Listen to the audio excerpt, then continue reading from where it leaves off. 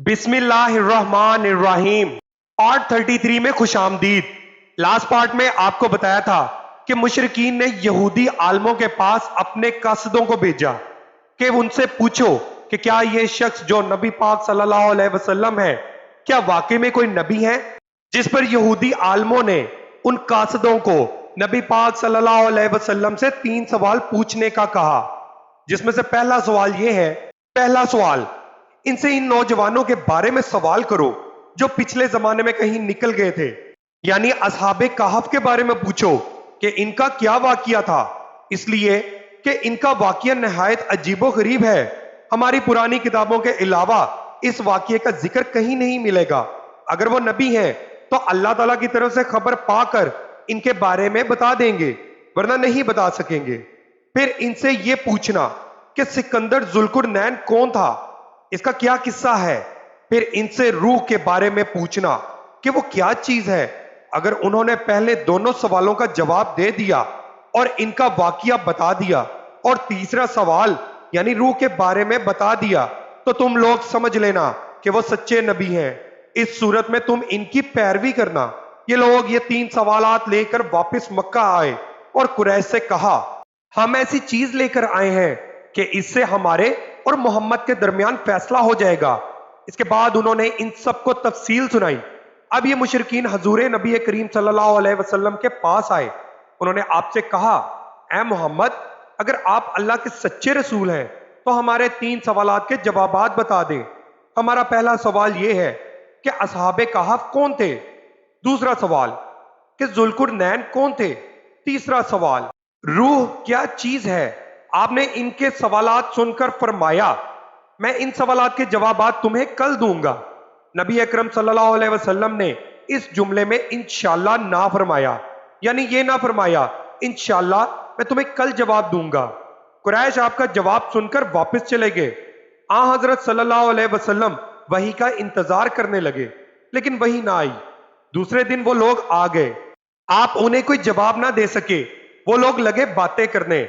उन्होंने ये तक कह दिया, मोहम्मद के रब ने इन्हें छोड़ दिया। इन लोगों में अबू लहब की बीवी उम्मे जमील भी थी। इसने भी ये अल्फाज कहे, मैं देखती हूं कि तुम्हारे मालिक ने तुम्हें छोड़ दिया है और तुमसे नाराज हो गया है। नबी अकरम सल्लल्लाहु अलैहि वसल्लम को कुरैश की ये बातें बहुत शाक गुजरी। आप बहुत परेशान और गमगीन हो गए।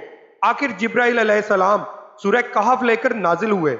अल्लाह ताला की तरफ से आपको हदायत की गई और आप किसी काम की निस्बत यूं ना कहा कीजिए कि इसको कल कर दूंगा, मगर अल्लाह के चाहने को मिला लिया कीजिए, यानी इंशाअल्लाह कहा कीजिए। आप भूल जाएं तो अपने रब का जिक्र किया कीजिए और कह दीजिए कि मुझे उम्मीद है मेरा रब मुझे नबूवत की दलील बनने के एतबार से इससे भी नजदीक तर बात बता देगा। सूरह कहफ मतलब ये था कि जब आप ये कहें कि आइंदा फलां वक्त में मैं ये काम करूंगा, तो इसके साथ इंशाल्लाह जरूर कहा करें। अगर आप इस वक्त अपनी बात के साथ इंशाल्लाह मिलाना भूल जाएं और बाद में याद आ जाए, तो उस वक्त इंशाल्लाह कह दिया करें, इसलिए कि भूल जाने के बाद याद आने पर वो इंशाल्लाह कह देना भी ऐसा है जैसे गुफ्तगू के साथ कह देना होता है। इस मौके पर वही में देर इसी बिना पर हुई थी कि आपने इंशाल्लाह नहीं कहा था। जब जिब्राइल अलैहिस्सलाम सूरह कहफ लेकर आए तो आपने इनसे पूछा था, जिब्राइल तुम इतनी मुद्दत मेरे पास आने से रुके रहे, इससे तशवीश पैदा होने लगी थी। जवाब में हजरत जिब्राइल अलैहिस्सलाम ने अर्ज किया, हम आपके रब के हुक्म के बगैर ना एक से दूसरे जमाने में दाखिल हो सकते हैं, ना एक जगह से दूसरी जगह जा सकते हैं। हम तो सिर्फ इसके हुक्म पर अमल करते हैं। और ये जो कुफार कह रहे हैं कि आपके रब ने आपको छोड़ दिया है, तो आपके रब ने आपको हरगिज नहीं छोड़ा, बल्कि ये सब इसकी हिकमत के मुताबिक हुआ है। फिर हजरत जिब्राइल अलैहिस्सलाम ने आपको असहाबे कहफ के बारे में बताया, जुल्कुरनैन के बारे में बताया और फिर रूह के बारे में वजाहत की। असहाबे कहफ की तफसीर इब्ने कसीर के मुताबिक यूं है, वो चंद नौजवान थे, दीन हक की तरफ माइल हो गए थे और राह हदायत पर आ गए थे। ये नौजवान परहेजगार थे, अपने रब को माबूद मानते थे, यानी तौहीद के कायल थे, ईमान में रोज बरोज बढ़ रहे थे। और ये लोग हजरत ईसा अलैहिस्सलाम के दीन पर थे। लेकिन बाज रवायात से यह भी मालूम होता है کہ یہ واقعہ حضرت عیسیٰ علیہ السلام سے پہلے کا ہے، اس لیے یہ سوال یہودیوں نے پوچھے تھے، اور اس کا مطلب ہے کہ یہودیوں کی کتابوں میں یہ واقعہ موجود تھا۔ اس سے یہی ثابت ہوتا ہے کہ یہ واقعہ حضرت عیسیٰ علیہ السلام سے پہلے کا ہے۔ قوم نے ان کی مخالفت کی، ان لوگوں نے صبر کیا۔ اس زمانے کے بادشاہ کا نام دقیانوس تھا، وہ مشرک تھا، اس نے سب کو شرک پر لگا رکھا تھا بھی بہت ظالم، بت پرستی کرتا تھا۔ وہاں سالانہ میلہ لگتا تھا۔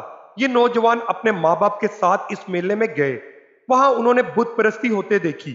یہ وہاں سے بیزار ہو کر نکل آئے اور سب ایک درخت کے نیچے جمع ہو گئے۔ اس سے پہلے یہ لوگ الگ الگ تھے، ایک دوسرے کو جانتے نہیں تھے۔ آپس میں بات چیت شروع ہوئی تو معلوم ہوا یہ سب بت پرستی سے بیزار ہو کر میلے سے چلے آئے ہیں۔ اب یہ آپس میں گل مل گئے، انہوں نے اللہ کی عبادت کے لیے ایک جگہ مقرر کر لی۔ رفتہ رفتہ مشرک قوم کو ان کے بارے میں پتہ چل گیا، وہ انہیں پکڑ کر بادشاہ کے پاس لے گئے۔ بادشاہ نے ان سے سوالات کیے تو انہوں نے نہایت دلیری سے شرک سے بری ہونے کا اعلان کیا۔ بادشاہ اور درباریوں کو بھی توحید کی دعوت دی۔ انہوں نے صاف کہہ دیا، ہمارا رب وہی ہے جو آسمان اور زمین کا خالق ہے، اور یہ ناممکن ہے کہ ہم اس کے سوا کسی اور کی عبادت کریں۔ ان کی اس صاف گوئی پر بادشاہ بگڑا۔ اس نے انہیں ڈرایا دھمکایا اور کہا کہ اگر یہ باز نہ آئے تو میں انہیں سخت سزا دوں گا۔ بادشاہ کا حکم سن کر ان میں کوئی کمزوری پیدا نہ ہوئی، ان کا دل اور مضبوط ہو گیا، لیکن ساتھ ہی انہوں نے محسوس کر لیا کہ یہاں رہ کر وہ اپنی دینداری پر قائم نہیں رہ سکیں گے، اس لیے انہوں نے سب کو چھوڑ کر وہاں سے نکلنے کا ارادہ کر لیا۔ جب یہ لوگ اپنے دین کو بچانے کے لیے قربانی دینے پر تیار ہو گئے تو ان پر اللہ تعالیٰ کی رحمت نازل ہوئی۔ ان سے فرما دیا گیا، جاؤ تم کسی غار میں پناہ حاصل کرو، تم پر تمہارے رب کی رحمت ہوگی اور وہ تمہارے کام میں آسانی اور راحت مہیا فرما دے گا۔ پس یہ لوگ موقع پا کر وہاں سے بھاگ نکلے اور ایک پہاڑ کے غار میں چھپ گئے۔ قوم نے انہیں ہر طرف تلاش کیا لیکن وہ نہ ملے۔ اللہ تعالیٰ نے انہیں ان کے دیکھنے سے عاجز کر دیا۔ بالکل اسی قسم کا واقعہ حضور نبی کریم صلی اللہ علیہ وسلم کے ساتھ پیش آیا تھا، جب آپ نے حضرت ابو بکر رضی اللہ تعالیٰ عنہ کے ساتھ غار ثور میں پناہ لی تھی، لیکن مشرکین غار کے منہ تک آنے کے باوجود آپ کو نہیں دیکھ سکے تھے۔ اس واقعے میں بھی چند روایات میں تفصیل اس طرح ہے کہ بادشاہ کے آدمیوں نے ان کا تعاقب کیا تھا اور غار تک پہنچ گئے تھے، لیکن غار میں وہ ان لوگوں کو نظر نہیں آئے تھے۔ قرآن کریم کا اعلان ہے کہ اس غار میں صبح و شام دھوپ آتی جاتی ہے۔ یہ غار کس شہر کے کس پہاڑ میں ہے یہ یقینی طور پر کسی کو معلوم نہیں۔ پھر اللہ تعالیٰ نے ان پر نیند طاری کر دی۔ اللہ تعالیٰ انہیں کروٹیں بدلواتے رہے۔ ان کا کتا بھی غار میں ان کے ساتھ تھا۔ اللہ تعالیٰ نے جس قدرت کاملہ سے انہیں سلا دیا تھا اسی طرح انہیں جگا دیا۔ وہ 309 سال تک سوئے رہے تھے۔ اب 309 سال بعد جاگے تو بالکل ایسے تھے جیسے ابھی کل ہی سوئے تھے۔ انشاءاللہ نیکسٹ پارٹ آپ کی خدمت میں کل پیش کریں گے۔ ویڈیو کو لائک ضرور کر دیجیے گا اور اپنی قیمتی رائے کمنٹ سیکشن میں ضرور دیجیے گا۔